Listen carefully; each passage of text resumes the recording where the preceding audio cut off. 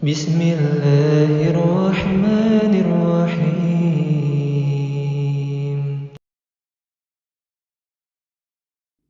أولئك أصحاب الجنة خالدين فيها جزاء بما كانوا يعملون. وقال رسول الله صلى الله عليه وسلم خيركم من تعلم القرآن وعلمه اقرأوا القرآن فإنه يأتي يوم القيامة شفيعا لأصحابه. Rabbi israh li sadri wa yassir li amri wahlul 'uqdatam min lisani yafqahu qawli. Rabbi zidna ilma warzuqna fahma waj'alna minas solihin. Amma ba'd. Alhamdulillah, para jamaah, Bapak Ibu, saudara-saudaraku yang senantiasa dimuliakan oleh Allah, tidak ada kebahagiaan, kegembiraan bagi seorang mukmin, bagi seorang muslim, melainkan pada hari ini dan seterusnya diberi kenikmatan yang paling agung, yaitu kenikmatan iman dan Islam. Karena nikmat ini merupakan anugerah karunia yang Allah berikan, yang dikhususkan diberikan kepada orang-orang yang betul-betul istiqomah dalam mentaati Allah, ikhlas dalam beribadah kepada Allah. Oleh sebab itu, di sini alhamdulillah kita dapat berkumpul kembali selama sekian waktu, kurang lebih hampir 2 bulan, mulai bulan Ramadan, bulan Syawal, kita libur untuk kita belajar mengaji. Dan alhamdulillah di bulan Zulqa'dah ini kita bisa berkumpul kembali. Ini semua tidak lepas dari karunia berupa taufik hidayah yang Allah berikan kepada kita. Dan ini merupakan anugerah yang besar, kegembiraan bagi orang-orang yang beriman. Karena tanda orang itu diberi petunjuk, diberi hidayah oleh Allah, maka tandanya orang itu masih dicintai oleh Allah. Karena dia diberi kesempatan oleh Allah untuk tetap bisa beramal ibadah dan tetap dia mentaati Allah, tetap istiqomah. Oleh sebab itu, para jamaah, Bapak Ibu rahimani rahimakumullah ta'ala,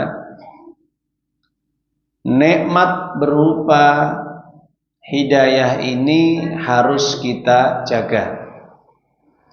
Nikmat iman dan Islam ini harus kita pertahankan sampai kita meninggal dunia. Sebagaimana pesan Allah, wala tamutunna illa wa antum muslimun. Di dalam surat Ali Imran ayat yang 102, surat yang ketiga, Allah mewanti-wanti, mengingatkan, jangan sekali-kali kalian mati kecuali tetap berserah diri kepada Allah secara lahir dan batin, dan tetap mentaati Allah, beribadah kepada Allah, mentauhidkan Allah, tidak menyekutukan Allah tidak berbuat syirik kepada Allah sampai datang kematian. Itu pesan Allah kepada kita semua. Oleh sebab itu para jamaah yang dibanggakan oleh Allah, maka di bulan Zulqa'dah ini alhamdulillah kita masih juga diberi semangat untuk melangkahkan kaki kita menghadiri majelis ilmu. Karena majelis ilmu ini, kalau bahasa Nabi ini majelis ilmu ini merupakan riyadul jannah. Apa? Riyadul jannah, taman-taman surga. Jadi kita ketika masih di dunia, tatkala kita tetap semangat istiqomah, ya, tetap kita istiqomah semangat, ya, untuk menghadiri majelis ilmu, ini merupakan bagian daripada kita sudah diberi balasan oleh Allah berada di riyadul jannah, yaitu taman-taman surga. Bagaimana nanti kalau kita masuk ke dalamnya? Masya Allah, luar biasa. Begitu indahnya tiada tara. Sudah indah tiada tara, ya. Jadi tidak bisa dibayangkan dengan apapun.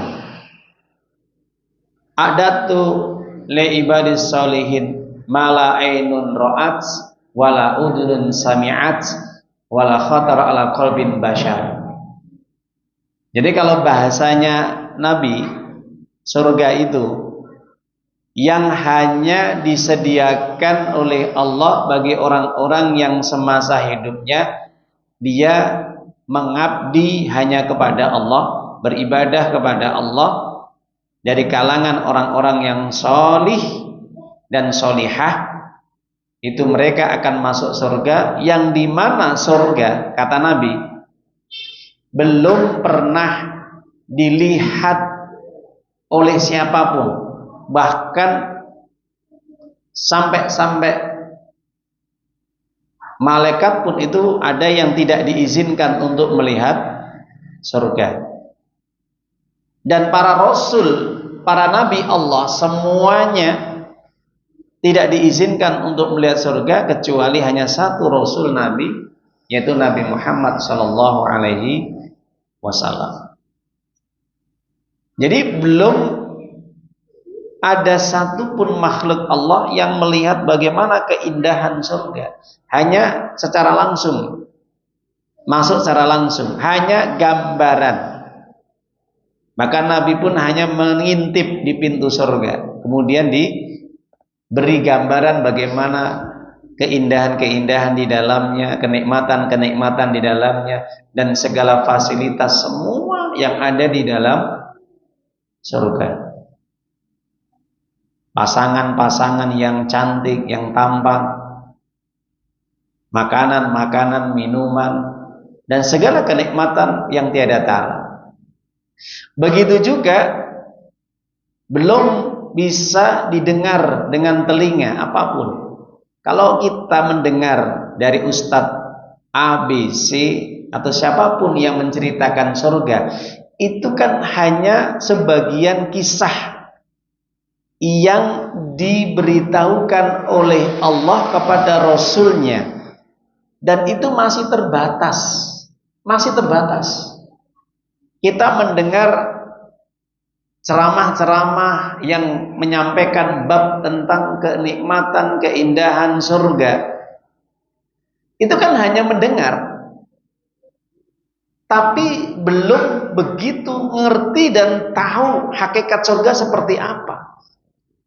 Bahkan bisa melebihi berlipat-lipat daripada apa yang didengar. Ketika mendengar saja orang itu sudah terpana, takjub, heran. Itu mendengar loh ya.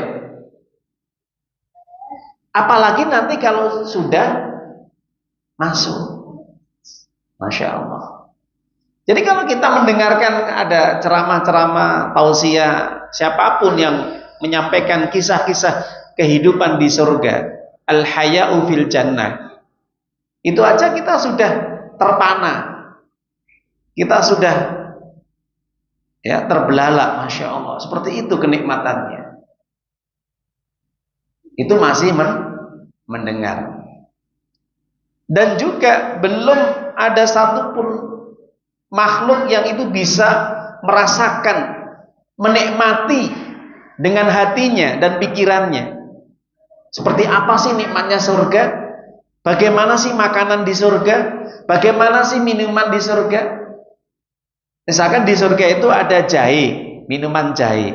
Apakah samakah minuman jahe di surga dengan di dunia? Jelas, kalla, tidak sama. La yastawi abadan, tidak sama selama-lamanya. Begitu juga dengan makanan-makanan yang lain, buah-buahan yang lain, minuman-minuman yang lain, itu tidak sama dengan di surga. Kita makan di dunia. Coba kalau kita makan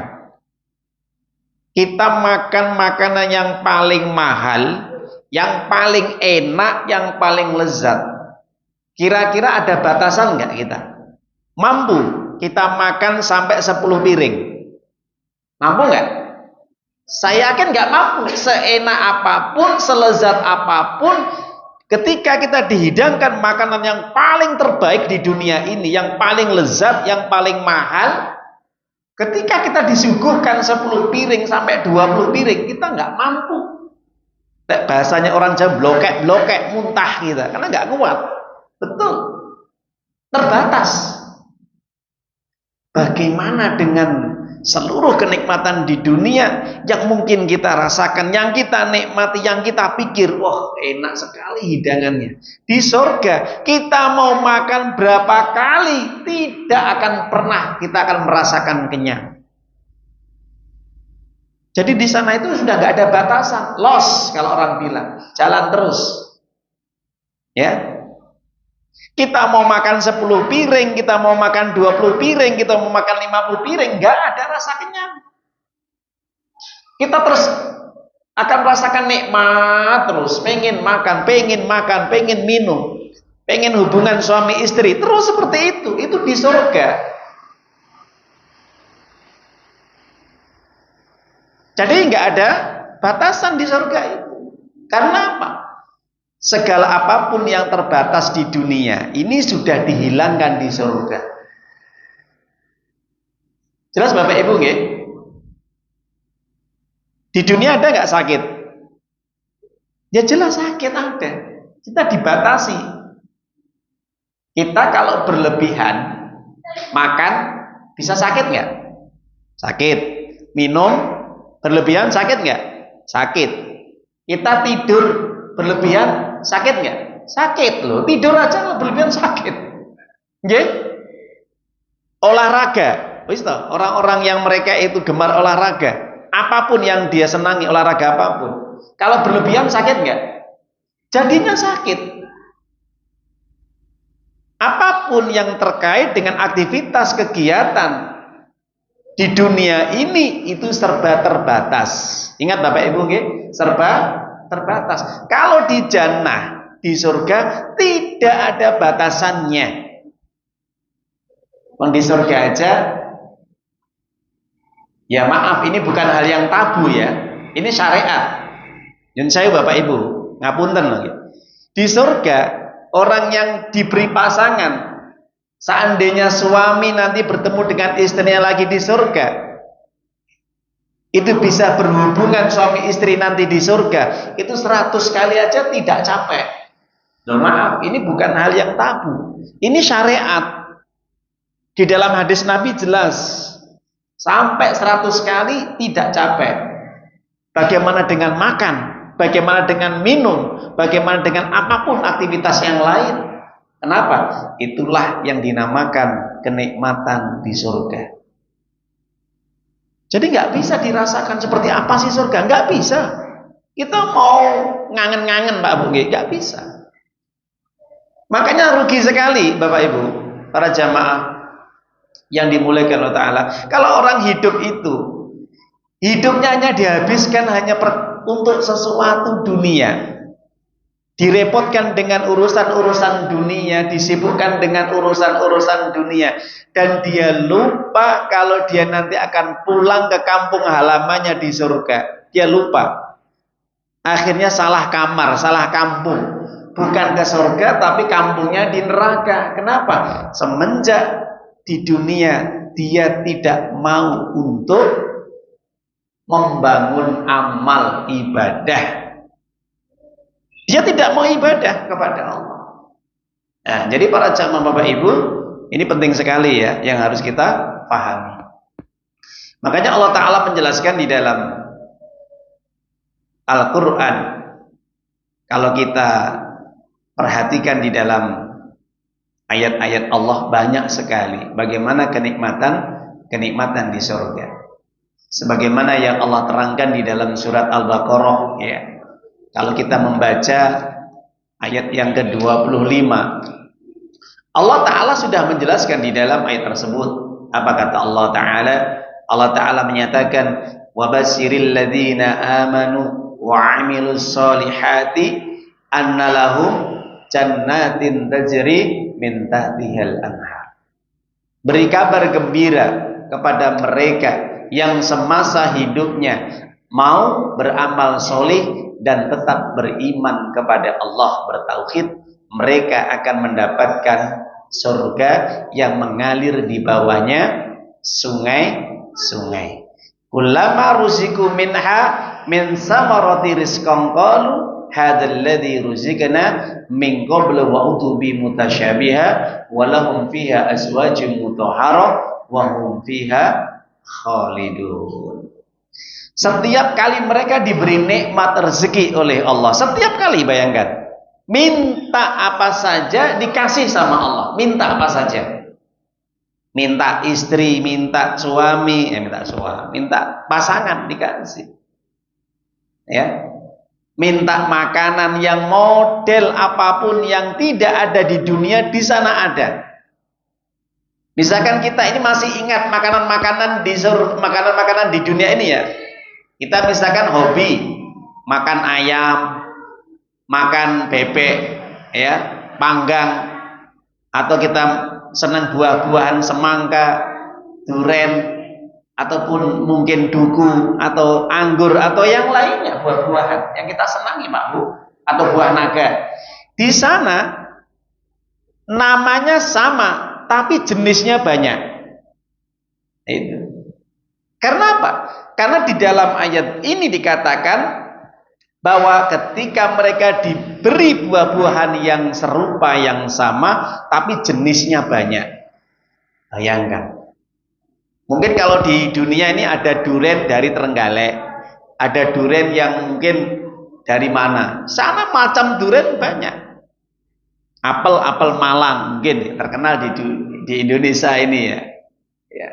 Mungkin kalau di sana lebih daripada, mungkin bukan dari apel Malang saja, apa model apapun ada. Itu loh. Masya Allah ya. Minuman ya seperti itu. Minuman mungkin di sini yang kita senangi mungkin ada wedang jahe, ada kopi, ada teh, ada sirup, ada es cendol, ada dawet, mungkin loh ya, mungkin itu nama-nama saja. Mungkin di sana nama yang serupa sama, tapi jenisnya banyak. Tinggal pilih Bapak Ibu. Masya Allah. Tinggal pilih. Dan gak bayar, gratis, sudah disediakan sama Allah. Dan itu setiap saat kita pengen ada. Pokoknya kalau ngomong surga itu mungkin gak ada yang tidur. Kalau yang tidur berartinya ya sudah. Dia sudah pernah membayangkan. Jadi bukan hanya itu saja, mereka sudah punya pasangan. Apakah nggak iri kalau misalkan antara satu dengan yang lain melihat, wah ini pasangannya kok enak ya, cantik, lebih tampan? Enggak. Mungkin Bapak Ibu maklum ya, kita terbatas di dunia ini. Kalau ada orang laki-laki melihat wanita itu istri orang lain atau istri tetangga atau mungkin wanita yang lain, mungkin kita masih dalam perasaan kita, kok cantik ya itu. Betul? Betul nggak, Pak? Wajar. Kenapa? Karena kalau di dunia itu kita dikasih nafsu, Pak. Nafsu yang dimana nafsu itu yang menggiring kita kepada keburukan. Nafsunya keburukan kita. Jadi kita masih diberi oleh Allah itu fa'alhamaha fujuraha wa taqwaha. Qad aflaha man zakkaha wa qad khaba man dassaha. Manusia diberi ilham oleh Allah, pemberian karunia, ketakwaan dan keburukan, kejahatan dan kebaikan. Itu sudah fitrah manusia. Di dalam jiwa kita itu ada nafsu. Nafsu yang cenderung kepada keburukan, kejahatan, maksiat, dosa dan yang lain. Kenapa? Fitrah. Inna nafsa la ammaratun bisu illa rahima rabbi. Yusuf surat 12 ayat 53. Nabi Yusuf alaihissalam yang setampan itu masih tergoda dengan Zulaikha, istrinya raja atau menteri Mesir saat itu. Nabi Yusuf alaihissalam yang seganteng, setampan di dunia ini, nggak ada yang bisa mengalahkan tampannya, itu masih bisa tergoda dengan wanita. Wanita itu sudah punya suami. Wajar nggak? Manusia. Nabi Yusuf itu ya manusia. Cuman perbedaannya dia dipilih oleh Allah untuk menyampaikan wahyu sehingga menjadi seorang rasul. Itu loh Pak Bu. Beda dengan kita. Kita manusia biasa, nggak diberi wahyu, juga nggak diberi kelebihan apapun. Maaf, ngaji aja angin berat. Ya. Belajar agama aja nggak mau, apalagi ibadah yang lain, sholatnya dan yang lain. Padahal nggak ada jaminan kita untuk masuk surga. Tapi kalau para rasul, para nabi sudah dijamin masuk surga, apa buatan? Sudah. Para rasul, para nabi sudah dijamin masuk surga, Pak. Itu aja hampir terjerumus kalau tidak diselamatkan sama Allah, betul? Allah menjaganya, Allah menolongnya. Nafsu, Pak. Tapi kalau di sana nanti nggak ada kok ngelirik istrinya, temannya, istrinya orang lain, nggak. Karena apa? Pasangannya, kata Allah di sini, azwajum mutahharah. Pasangan-pasangan yang suci, bersih, tidak mengalami haid, tidak mengalami menstruasi atau datang bulan kalau orang bilang, nggak ada. Pasangan di surga itu nggak ada kok. Nyun saya Bapak Ibu nggih. Ini hak kebenaran Al-Qur'an. Jangankan kok datang bulan, sakit aja nggak ada sana. Nggak ada kok orang batuk, pilek, nggih, COVID, nggak ada. Sakit perut, sakit lambung, rematik, encok, panu, kadas, kurap, betul. Nyun saya loh nggih. Nggak ada. Geringgingen, rematik, asam urat. Nanti kalau saya berkunjung ke jamaah pripun Pak Bu kanan jenengan, Pak Ustadz encok, Ustadz asam urat. Nah biasa ngeluh. Ya itu di dunia loh ya. Kenapa? Terbatas. Karena kita mau mati ya. Karena di dunia ini semuanya serba maut, mati. Raja mati, penguasa mati, menteri mati, ulama mati, ustadz mati, rakyat mati, presiden mati, betul nggak? Mati semua akan mati, nggak ada yang abadi di dunia itu. Makanya serba terbatas. Di surga nggak ada penyakit-penyakit yang model di dunia ini. Karena di sana mungkin ada micin, tapi micinnya nggak mungkin sebagaimana micin di dunia. Mungkin orang kalau kakek micin kan akhirnya apa Pak? Kanker, stroke. Nggih. Di sana semakin lezat micin. Mungkin namanya sama, tapi rasanya, kualitasnya beda. Orang mungkin kalau di sana mencicipi micin, semakin tampan, semakin bagus, semakin cantik. Sini ngicipi micin, nggak semakin tampan, semakin kanker. Iya kena. Betul Pak? Iya. Dokter sudah mengatakan bahaya micin. Nah, nama sama, tapi beda. Kualitasnya beda, rasanya beda. Makanya pasangan-pasangan di sana itu akan semakin tambah cantik, semakin tambah tampan setiap pekan. Makanya di surga itu kan ada pasar, yang dimana pasar itu digunakan untuk pertemuan seluruh para ahli surga. Yang di atas itu ke bawah, yang di bawah nggak bisa ke atas, karena levelnya sudah beda. Makanya di situ nanti disediakan oleh Allah di bagian bawah surga. Itu berkumpul semua para nabi, para rasul, malaikat-malaikat yang mulia di situ hadir, dan para penduduk-penduduk surga berkumpul semuanya pada hari Jumat. Tujuannya kenapa Ustaz? Sholat Jumat? Enggak. Kalau di sini kita hari Jumat sholat Jumat. Di sana nggak ada sholat, nggak ada puasa, nggak ada, sudah. Itu sudah selesai. Di surga ibadah selesai. Jelas Bapak Ibu? Nah, hari Jumat ketika berkumpul di pasar, kata Nabi Muhammad SAW, apa tujuannya? Tujuannya adalah saling berkumpul, saling bertemu, saling untuk bisa bersapa. Yang mungkin di dunia dulu pernah kita kenal, orang-orang seperti ini, penjenengan-penjenengan Bapak Ibu ini, pernah kita mengenal, atau saudara kita yang kita kenal, itu bisa kenal kembali dan berkumpul kembali nanti di sana. Masya Allah, penjenengan kepanggih malih, berkumpul lagi. Kalau itu ketemu kembali lagi, kumpul kembali. Itu kalau kembali, ya, di sana dipertemukan kembali. Makanya Hasan Al Basri mengatakan, aksiru bi asdiqail mu'min fa innallahu yaumal qiyamah syafa'atuh. Perbanyaklah engkau mencari orang-orang yang dia beriman dan orang yang betul-betul semangat dalam beribadah kepada Allah. Cari sebanyak-banyaknya pergaulan dengan orang yang baik, orang yang beriman, orang yang ahli ibadah. Nanti pada hari kiamat mereka akan berkumpul kembali karena menjadi syafaat. Jelas Bapak Ibu? Nah itu. Jadi kalau kita mau cari teman, selektif, cari teman yang baik, cari teman. Boleh nggak cari teman yang buruk? Boleh. Yang penting kita tidak ikut buruknya. Kalau bisa kita cari teman yang buruk, kita ajak untuk menjadi baik.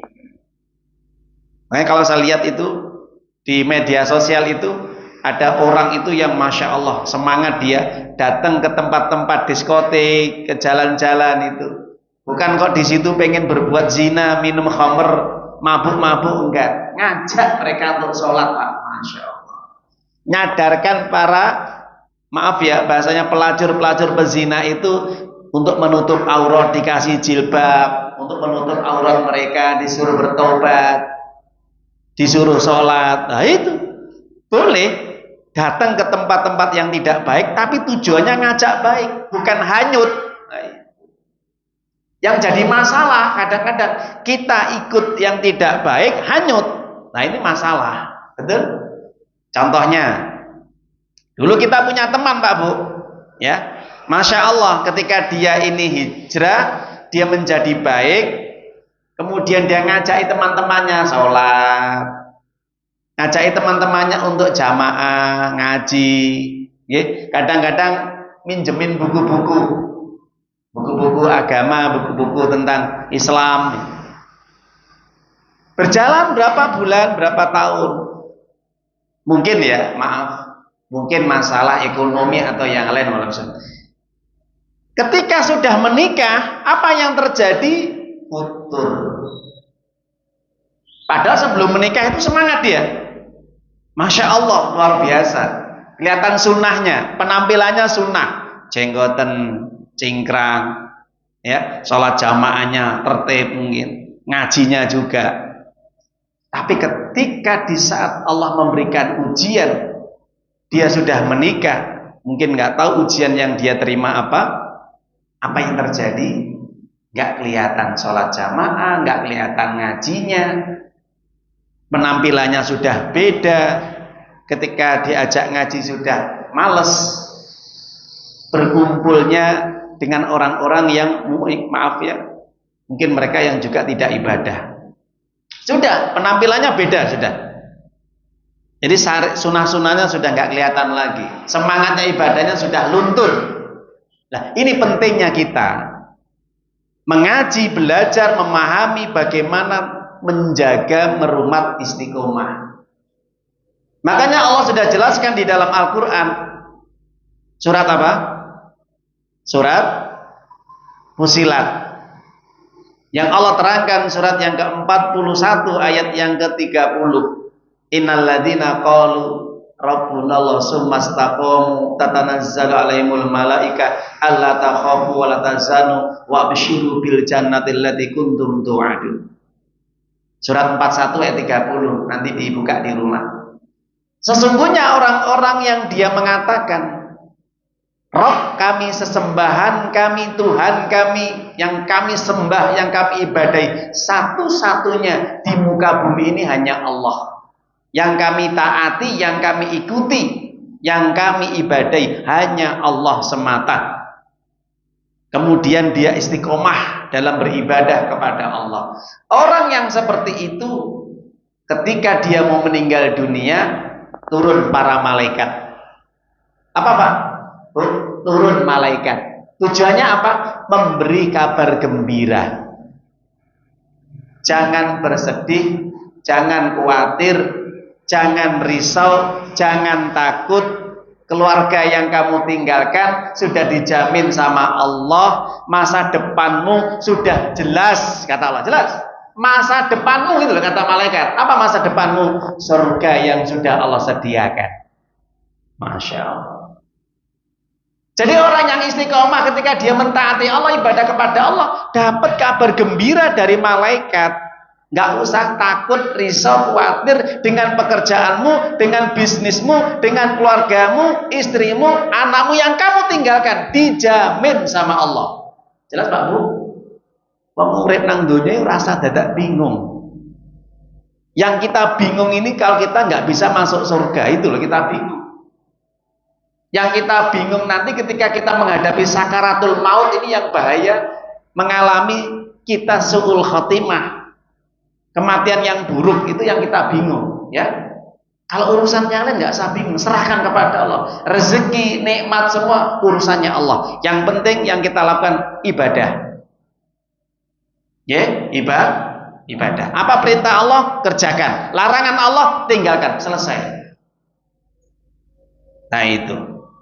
Makanya kalau ada orang hidupnya itu bingung, ini masalah dengan Allah ini. Hubungan dengan Allah nggak baik ini. Makanya masalah terus.